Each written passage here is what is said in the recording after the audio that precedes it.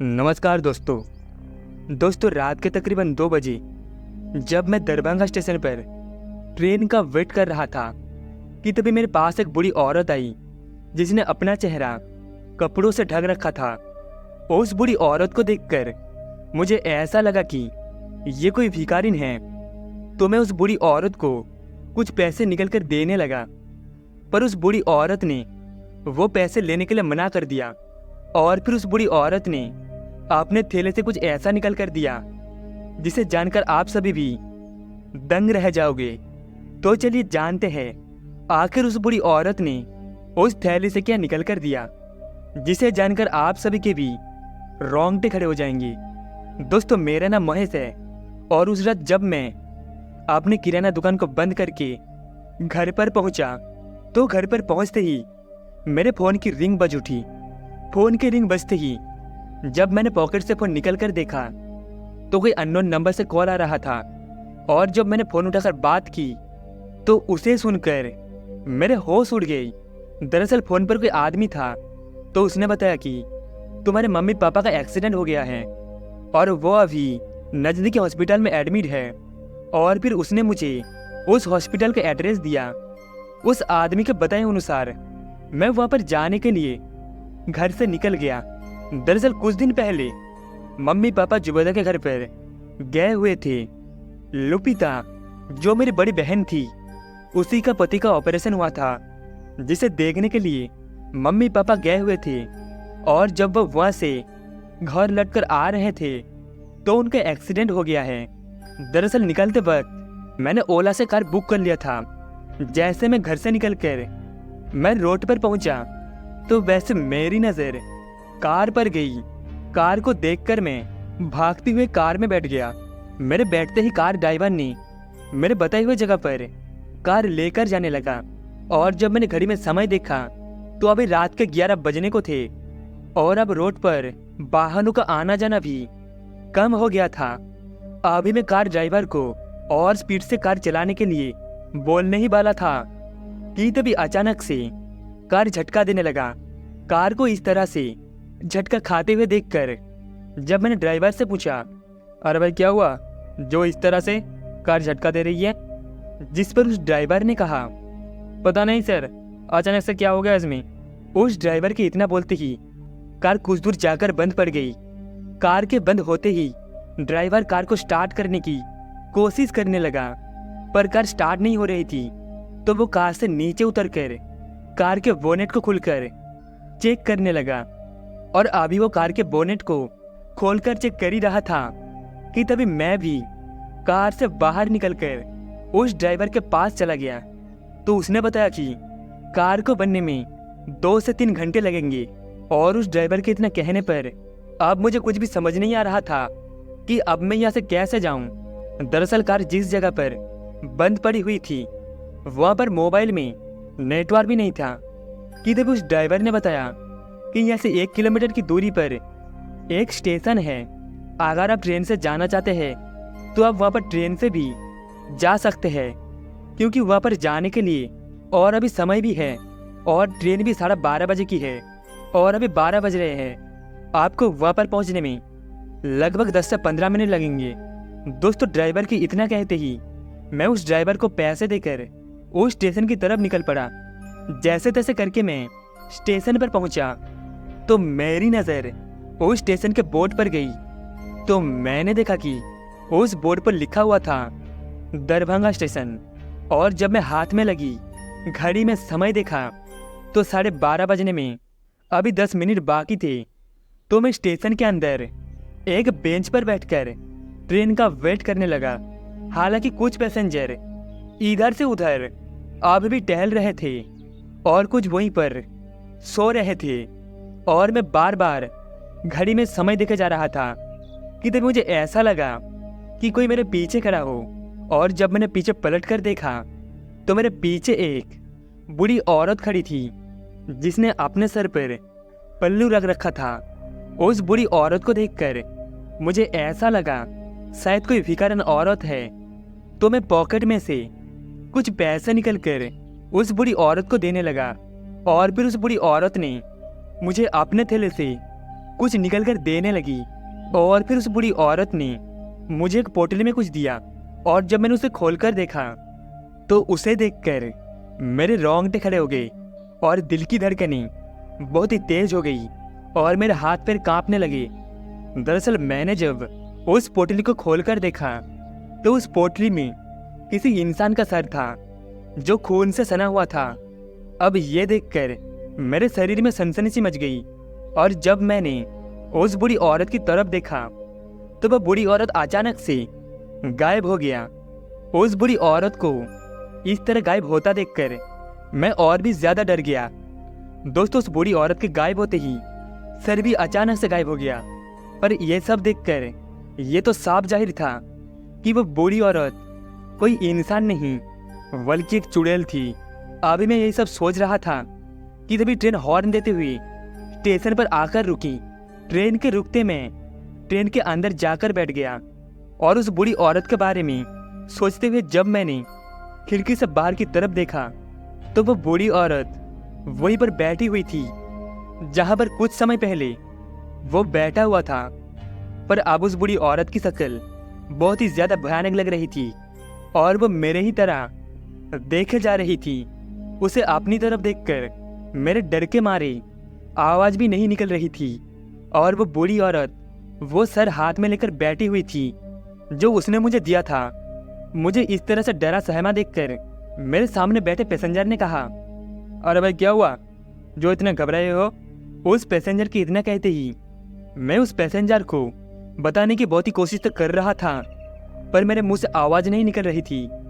फिर मैंने उस पैसेंजर को हाथ से इशारा करते हुए उस बेंच की तरफ देखने लगा जहाँ पर वह बूढ़ी औरत बैठी हुई थी।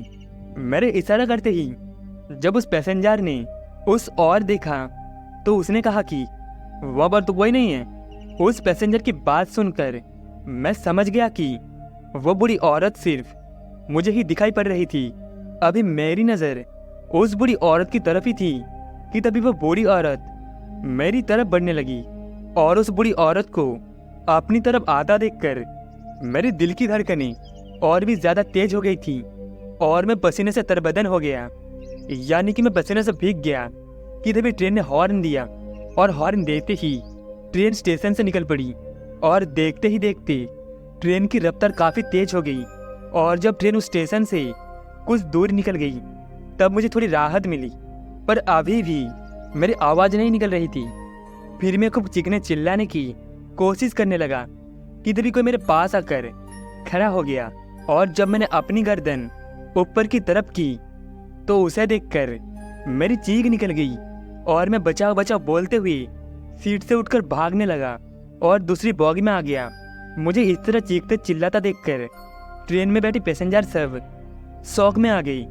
मुझे इस तरह डरा सहमा देखकर ट्रेन में बैठे एक पैसेंजर मुझसे कहा, अरे भाई क्या हुआ जो तुम ऐसे चीख रहे हो? उस पैसेंजर के इतना कहने पर मैंने उस पैसेंजर को सारी बात बताई। अभी मैं उस पैसेंजर से बात ही कर रहा था कि तभी वो पैसेंजर मेरे पास आ गया जहाँ से मैं उस बूढ़ी औरत को देखकर चीखते चिल्लाते भागा था। पास आते उस पैसेंजर ने कहा, क्या हुआ भाई साहब, अब इस तरह से चीखते हो कि भागे? उस पैसेंजर के इतना कहते ही मैंने उस पैसेंजर को सारी बात बताई और मेरी बात सुनकर उस पैसेंजर ने कहा कि वहाँ पर तो कोई बूढ़ी औरत नहीं बल्कि तुम्हारे हरकत को देखकर एक लड़की आकर तुम्हें देख रही थी और जब तुमने उसे देखा तो ऐसा लगा कि तुमने कोई चुड़ैल देख ली हो और इस तरह डरकर भागी जैसे कि वो तुम्हें खा जाएगी। पर यह सब तुम्हारे मन का वहम है, ऐसा कुछ भी नहीं है। पर दोस्तों अब मैं इन्हें कैसे यकीन दिलाऊं कि मेरा वहम नहीं बल्कि एक सच है। अभी मैं ये सब सोच रहा था कि तभी ट्रेन की रफ्तार कम होने लगी और फिर कुछ दूर जाकर ट्रेन जंगल के बीचों बीच रुक गई। ट्रेन के रुकते ही मैंने उस पैसेंजर को कहा, ये सब वही बूढ़ी औरत कर रही है। अभी मैं ये सब बोल ही रहा था कि तभी गेट के पास बैठे पैसेंजर चिल्लाते हुए मेरी तरफ बढ़ने लगी। उन्हें इस तरह देखकर मैंने उस पैसेंजर से पूछा कि क्या हुआ, तो उन्होंने बताया कि एक बूढ़ी औरत किसी इंसान का सर लेकर गेट के पास खड़ी है और उस बूढ़ी औरत का चेहरा बहुत ही ज़्यादा भयानक है। उस पैसेंजर के इतना कहते ही मैंने कहा कि हाँ, ये वही औरत है जिस बूढ़ी औरत के बारे में मैं बात कर रहा था। और जब उस पैसेंजर ने उस बूढ़ी औरत का भयानक रूप देखा तो उसे देखकर उसकी आंखें फटी की फटी रह गई। और जो भी ट्रेन में पैसेंजर थे नीचे उतरकर भागने लगे और कुछ ही देर में उस बॉगी से दूसरी बॉगी में भागते हुए जाने लगे। और उन्हीं में से एक मैं था जो दूसरी बॉगी की तरफ भागते हुए एक टॉयलेट में जाकर छिप गया और अंदर से उस दरवाजे को बंद भी कर लिया। और फिर कुछ समय के बाद जब मैंने उस दरवाजे को आहिस्ता से खोलकर देखा तो ट्रेन के अंदर सन्नाटा पसरा हुआ था। ट्रेन के अंदर कोई भी हलचल नहीं हो रही थी और ना ही किसी की आवाज़ सुनाई दे रही थी। फिर जब मैंने अपनी गर्दन निकल कर देखा तो पूरी ट्रेन खून से सनी हुई थी। ट्रेन के अंदर डेड बॉडी ही डेड बॉडी थी। और जब मैंने अपनी गर्दन दूसरी तरफ घुमाकर देखा तो उसे देखकर मेरी जान हालत में आ गई। दरअसल वो बूढ़ी औरत मेरे पास ही खड़ी थी पर वह दूसरी तरफ देख रही थी। उसे अपने पास देखकर मैं आहिस्ता से अपना सर अंदर करके फिर से गेट बंद कर लिया। अब मेरी सांस भी ऊपर नीचे होने लगी क्योंकि मैंने अपनी मौत को नज़दीक से देखा था। अब मैं अपने आप को संभालने की कोशिश कर रहा था कि तभी उस बूढ़ी औरत ने गेट पर हाथ रखा। और गेट पर हाथ रखते ही मेरे दिल की धड़कनें और भी ज़्यादा तेज हो गई कि कहीं उस बूढ़ी औरत को मेरे बारे में पता नहीं चल गया। अगर उस बूढ़ी औरत को मेरे बारे में पता चल गया कि मैं टॉयलेट में हूँ तो मेरा भी मरना तय है। डर की वजह से अब मैं अपने सांसें भी आहिस्ता से ले रहा था कि उस बूढ़ी औरत को पता ना चल जाए कि मैं यहाँ पर छुपा हुआ हूँ। मैं डरा सहमा उस बाथरूम के अंदर बैठा रहा और ऐसे 1 घंटा बीत गया।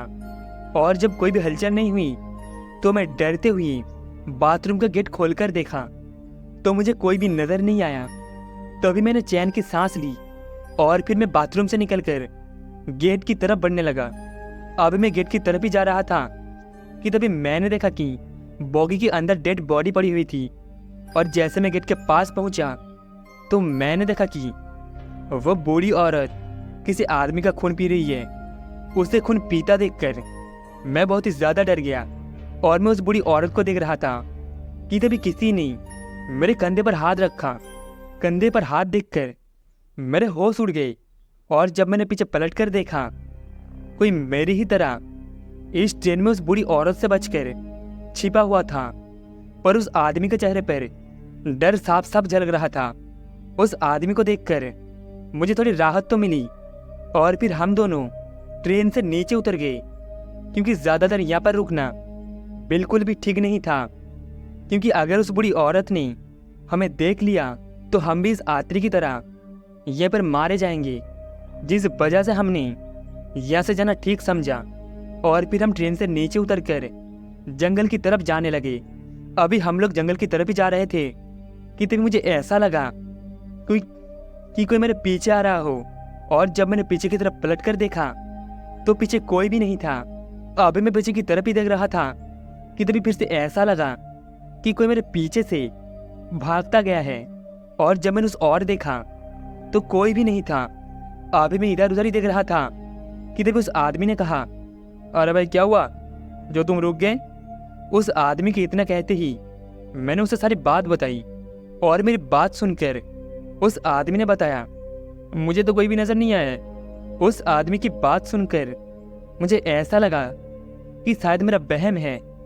फिर हम दोनों उस जंगल से बाहर निकलने का रास्ता तलाश करने लगा। अभी हम दोनों यहाँ से बाहर निकलने का रास्ता तलाशी कर रहा था कि तभी वो बूढ़ी औरत अचानक से हमारे सामने आ गई। अब उसे सामने देखकर हम दोनों के दिल की धड़कनें बहुत ही ज़्यादा तेज हो गई क्योंकि अब हम दोनों को मौत साफ साफ नजर आ रहा था कि तभी वो बूढ़ी औरत हमारी तरफ बढ़ने लगी। और उसे अपनी तरफ आता देखकर हम दोनों के पाँव पीछे की तरफ बढ़ने लगे। और फिर हम दोनों वहाँ से भाग पड़े। भागते हम जा रहे थे कि तभी अचानक से उस बूढ़ी औरत ने उस आदमी का पैर पकड़ लिया और वो वहीं पर नीचे गिर पड़ा। गिरते ही वो मुझे बचाओ बचाओ आवाज़ देकर बुलाने लगा। और उस बूढ़ी औरत का भयानक सा रूप देखकर अब मेरी हिम्मत नहीं हो रही थी कि मैं उसके पास जाऊं। कि तभी उस बूढ़ी औरत ने उस आदमी का गर्दन पकड़कर उसका खून पीने लगी। और उस बूढ़ी औरत का भयानक सा रूप देखकर मैं वहां से भागते हुए उस जंगल से बाहर एक नदी के पास आ गया। और जब मैंने पीछे की तरफ पलट कर देखा तो वह बूढ़ी औरत भी मेरे पीछे पीछे आ गई। और उसे अपनी तरफ बढ़ता देखकर मैंने उस नदी में अपनी छलांग लगा दी। और जब मेरी आंख खुली तो मैं किसी घर में था और खाट पर लेटा हुआ था। और उस घर के अंदर बहुत सारे कपड़े थे, जिसे देखकर लग रहा था कि ये किसी धोबी का घर है। और जैसे मैं खाट से उठने वाला था कि तभी कोई घर के अंदर आ गया और मुझे लेटने के लिए कहने लगा। दोस्तों, उस आदमी के इतना कहते ही मैंने उस आदमी से पूछा, मैं यहाँ पर कैसे आया?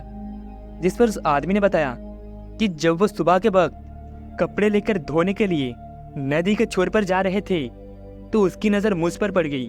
और जब मेरे पास आया तो मेरी सांसें जल रही थी। तो वो मुझे उठाकर यहाँ पर लेकर आ गया और भी उसने डॉक्टर को बुलाया। कुछ समय के बाद मुझे होश आ गया और उस आदमी की बात सुनकर मैंने उस आदमी को धन्यवाद कहा जो उसने मेरी जान बचाई। अगर वो नहीं होता तो शायद मैं जिंदा नहीं होता। तभी उस आदमी ने पूछा, ये सब कैसे हुआ? तो मैंने उस आदमी को सारी बात बताई और मेरी बात सुनकर उस आदमी के होश उड़ गए। और फिर उसने बताया कि वो हॉस्पिटल यहाँ से 2 किलोमीटर दूर है। और फिर उसने मुझे उस हॉस्पिटल जाने का रास्ता बताया। फिर कुछ समय के बाद मैं उस हॉस्पिटल की तरफ जाने लगा। आखिरकार मैं कुछ समय के बाद हॉस्पिटल में पहुंच गया तो मैंने देखा कि पापा के दोनों हाथ टूट गए थे और मम्मी को सर में कुछ चोट आ गए थे। फिर मैं मम्मी पापा को घर पर लेकर आया, पर आज भी उस खौफनाक रात को मैं नहीं भूल पाया हूँ। तो दोस्तों, इस कहानी में बस इतना ही। कहानी आपको कैसी लगी कमेंट में बताना। कहानी आपको अच्छी लगी हो तो वीडियो को एक लाइक एंड चैनल को सब्सक्राइब जरूर से कर देना। मिलते हैं अगली कहानी में।